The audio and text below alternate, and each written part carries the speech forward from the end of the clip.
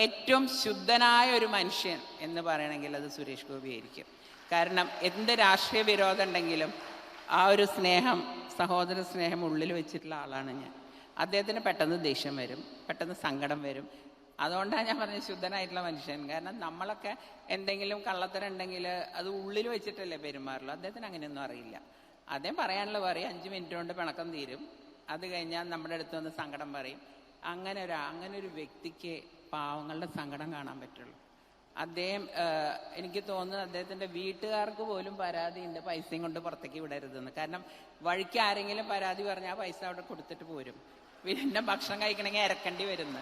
അപ്പം ആ രീതിയിൽ പാവങ്ങളെ സഹായിക്കുന്ന ഒരു മനുഷ്യൻ. ഞാൻ കൂടുതലും സുരേഷ് ഗോപിനെ പറ്റി പറഞ്ഞത് എനിക്ക് സുരേഷുമായിട്ടാണ് ഈ 5 പേരിലും കൂടുതൽ ബന്ധമുള്ളത്. അതുകൊണ്ടാണ്. ബാക്കി എല്ലാവരും പഠിപ്പുള്ളവരാണ്. ഇപ്പം ഇവിടുത്തെ കാൻഡിഡേറ്റ്, മുമ്പത്തെ കാൻഡിഡേറ്റ്, ഞാൻ ചോദിക്കട്ടെ, വെറുതെ പാട്ട് പാടിയോണ്ട് വയറ് നിറയോ? അല്ലെങ്കിൽ ജനങ്ങളുടെ വികസനം നോക്കാൻ പറയും. എന്തെങ്കിലും ഒരു എതിർപ്പ് വന്നാൽ ഒരു പാട്ടങ്ങ് പാടും. പക്ഷെ ഞാൻ ഈ 5 കൊല്ലമായിട്ട് 1-2 പാട്ടേ കേട്ടിട്ടുള്ളൂ കേട്ടോ. അതെന്നെങ്ങനെ കേൾക്കുമ്പോൾ ആളുകൾക്ക് ബോറടിക്കില്ലേ? അപ്പം അതുകൊണ്ട് നിങ്ങൾ മാറ്റി ചിന്തിക്കണം. ഇത്രയും അധികം എഡ്യൂക്കേറ്റഡ് ആയിട്ടുള്ള ശ്രീമതി സരസുവിനെ നിങ്ങൾ വിജയിപ്പിച്ചാൽ അതിൻ്റെ ഗുണം നിങ്ങൾക്കുണ്ട്. കാരണം പ്രധാനമന്ത്രി നേരിട്ട് വിളിച്ചാൽ അപ്പോൾ പ്രധാനമന്ത്രി മറക്കില്ല, ജനങ്ങൾ മറക്കില്ല. അപ്പം അവർക്ക് അവിടെ പോയി എന്തെങ്കിലും കാര്യം ചെയ്യാൻ പറ്റും. ഇപ്പോൾ കോൺഗ്രസിന് ആരെങ്കിലും ജയിച്ചാൽ അവിടെ പോയിട്ട് എന്ത് ചെയ്യാനാ? എന്നോട് കഴിഞ്ഞ പ്രാവശ്യം ഒരു കോൺഗ്രസ് MP പറഞ്ഞു, ഞാൻ ചോദിച്ചു എങ്ങനെയുണ്ട് ഡൽഹിയിൽ? ഓ ചേച്ചി, പട്ടി ചന്തയ്ക്ക് പോയ മാതിരി ഞങ്ങൾ പോരും വരുന്നു. അതായത് ഒന്നും കിട്ടാനില്ലേ, ജനങ്ങളെ സഹായിക്കാൻ പറ്റണ്ടേ? ഈ മാർക്സിസ്റ്റ് പാർട്ടി എന്താ കാര്യം? ആകെ കേരളത്തിൽ മാത്രം ഒതുങ്ങുന്ന ഒരു പാർട്ടിനെയും വെച്ച് ബാക്കിയുള്ളവരെ പേടിപ്പിക്കാൻ വരിക. അപ്പോൾ നമ്മൾ ശരിക്കും ശക്തമായിട്ട് രംഗത്തിറങ്ങിയാൽ ഇതിൻ്റെ ഗുണം സത്യം പറഞ്ഞാൽ എനിക്ക് കിട്ടാൻ പോണത് BJP ആണ്. നിങ്ങളാരും വിചാരിക്കണ്ട 10 കൊല്ലം കഴിഞ്ഞിട്ട് BJP വരുന്നൊന്നും വിചാരിക്കണ്ട. എൻ്റെ പിതാവിൻ്റെ കൂടെ നിന്നിട്ട് എനിക്ക് കിട്ടിയൊരു എക്സ്പീരിയൻസ് അനുസരിച്ച് വെറും 5 കൊല്ലം അല്ലെങ്കിൽ 2 കൊല്ലത്തിനുള്ളിൽ വേണമെങ്കിൽ വരാം. രാഷ്ട്രീയം ഇന്നത്തെ അല്ല നാളെ ഉണ്ടാവുക. കാരണം ഒരു ദിവസം കൊണ്ട് രാഷ്ട്രീയം മറിഞ്ഞു കണ്ടിട്ടുണ്ട് എൻ്റെ വീട്ടിൽ. കാരണം അച്ഛൻ രാത്രി കിടന്നുറങ്ങുമ്പോൾ ഒറ്റ മുങ്ങല കാണില്ല. അപ്പം ഞാൻ അടുത്തിരുന്ന് അമ്മോട് ചോദിക്കും, അച്ഛൻ എവിടെ പോയി അമ്മ, അച്ഛനോട്? അതിപ്പോൾ നാളെ പേപ്പറിൽ നോക്കുമ്പോൾ കാണാം 5-6 MLA ഇങ്ങോട്ട് ചാടി ഉണ്ടാവുന്നു.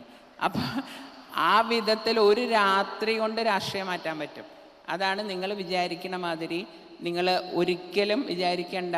BJP ഈ ഇലക്ഷനിൽ തന്നെ നമുക്കറിയാം എത്ര വോട്ട് കിട്ടും എന്നുള്ളത് നന്നായിട്ട്. കാരണം വളരെയധികം വോട്ട് ഷെയർ നമുക്ക് കൂടിയിട്ടുണ്ട് ഇതിൽ.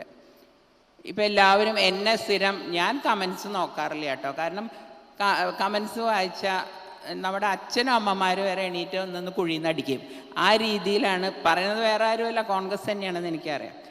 സംഘി, ചാണകം എന്നൊക്കെ വിളിക്കും. അപ്പം എനിക്ക് ഇവരോട് ചോദിക്കാനുള്ളത്, ഈ ചാണകം എന്ന് പറയുന്നത് ഏറ്റവും പൂജ്യമായിട്ടുള്ളൊരു വസ്തുവാണ്. കാരണം ഈ പറയുന്ന ആളുകളുടെ അച്ഛനും അപ്പൂപ്പന്മാരും ചാണകം മെഴുകിയ തറയിലല്ലേ കിടന്നിരുന്നത് പണ്ടത്തെ കാലത്ത്. അമ്പലത്തിലെ പൂജയ്ക്ക് 5 ഗവ്യങ്ങളിൽ 5 എണ്ണം പശുവിൻ്റെ ചാണകം ഇതുമായിട്ട് ബന്ധപ്പെട്ടാണ്. അത് കുടിക്കാൻ ഒരു ബുദ്ധിമുട്ടുമില്ല. അത് കഴിഞ്ഞിട്ട് ചാണകത്തിനെ കുറ്റം പറയും.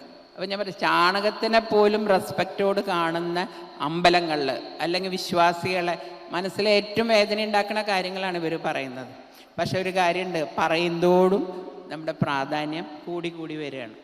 അതുകൊണ്ട് ഈ ഒരു തെരഞ്ഞെടുപ്പിൽ അത്ഭുതങ്ങൾ വരണം.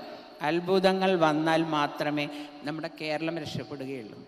ഈ വർഗീയവാദി എന്ന് പറഞ്ഞ് ഇവിടെ ഇരിക്കുന്ന ഈ അബ്ദുൽ സലാം എന്താ ജാതി, അനിൽ ആൻ്റണി എന്താണ്, അങ്ങനെ ഇതെല്ലാം പറയുന്ന ഇവരുടെ പല സഖ്യകക്ഷികളെ എടുത്തു നോക്കാൻ മതി കോൺഗ്രസിൻ്റെ. അപ്പം അറിയാം ഏതാണ് വർഗീയത എന്ന്.